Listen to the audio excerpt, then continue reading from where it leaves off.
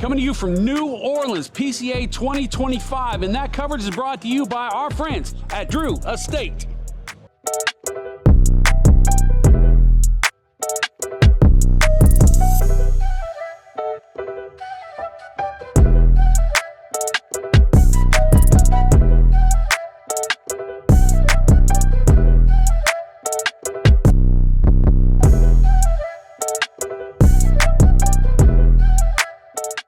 Last year, I got to come and interview at the Red and White Banner booth, and all year long I've been going, I got to get back there because I enjoyed the interview, enjoyed hanging out with Mike, but the cigars were amazing and phenomenal, and just the whole experience and the fact that your origin story, going into all the hard work and the sweat you put into it and the desire for the craft and getting people to enjoy the cigar, it's just amazing. And I'm working on this brand new San Andreas, which I got to tell you, I'm only this far in, and I'm glad because that means I've got this much more to go. So I'm going to smoke on this, and I'm going to let you tell everybody about everything. Excellent. Great. Yeah, so San Andreas, we just released it about 2 months ago.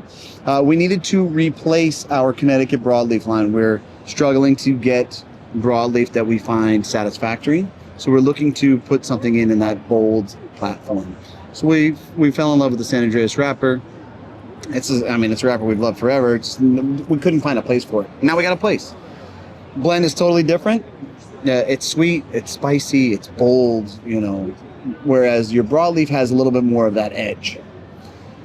Released it, and it's been tracking well, man. Everybody's really, really excited about the cigar. So, it's always cool when something hits. Doing it for 10 years, that's not how it always goes, Right. So when you start to see reposts and excitement about it, it's fantastic.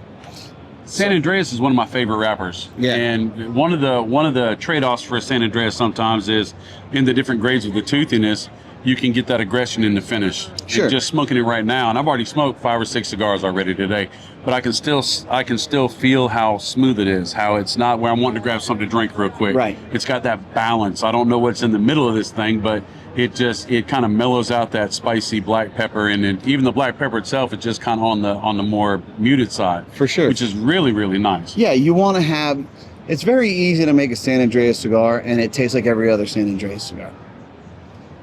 So what's important is that you put a lot of thought into the filler and the binder to offset it, to give it specific flavor profiles that you don't necessarily get.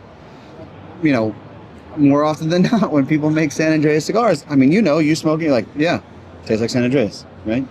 You got to push the limit. You got to figure that out. You got to figure out what type of thickness, what type of fillers you need to put in, and then make sure that combustion works. Make sure that it burns right. If not, you're just like everybody else. Now, I'm going to be honest. All right. I would prefer you transparent. Okay. I'm media, so I'm supposed to say all these things, right? Yeah. And some media will get in there and they'll go to every cigar manufacturer and say it's the best cigar they've ever had this year. I'm going to say something I have never said before at a PCA. Okay.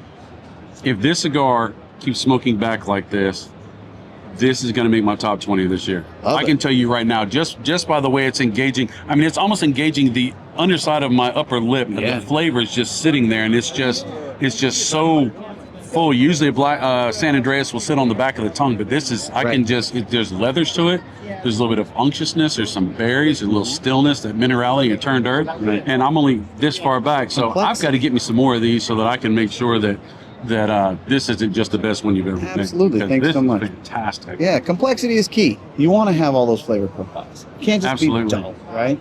So that was released 2 months ago, and it's tracking great, right? We have the SBC 24, which we're showing off. Which is this bad boy. Look at there. Yeah, so in the same fashion, when we do our SBCs, since we're surrounded by champions, we like to make the blends totally different. And this is definitely way off the reservation as far as we're concerned. It's when you light this thing up, it starts off like a punch, like it's bitter and bold, and then it sweetens to something that I've never experienced before. Really? Yeah, it's absolutely fantastic. It's totally different. It has to be different. If you're making a cigar, it has to be different. So this is what's going to come out next, probably June of this year, and then at the end of the year, look how pretty that is. The new War Bear. So this is our 10th anniversary war Steven, bear. quit smiling so much. And this is the first cigar he's lit up and smoked during the video. He usually saves them, and he's, you know, he was salivating to come over here. So That's, hey, you booked the appointment. You know what I mean? There you go. So this one's going to be a Gran Perfecto, same blend, Ecuador and Habano San Andreas, so we do every year for the War Bear. Because of its size, it's going to be a little bit smoother than our previous blends, like our Corona Gordas and stuff. Really, really good. A little salty, a little bit of sweetness, but not nearly as sweet as that SBC. So if you see that logo right there, you know there's a good cigar experience between the cap and between the foot. Get you some, smoke you some, and try you some. And I am so glad that we stopped over here and I got a chance to talk with you. Thanks so much. Anything else you want to share before we shut down? No, that's it, man. Thank you so much, guys. Thank you for the support. Go smoke good cigars. Life's too short.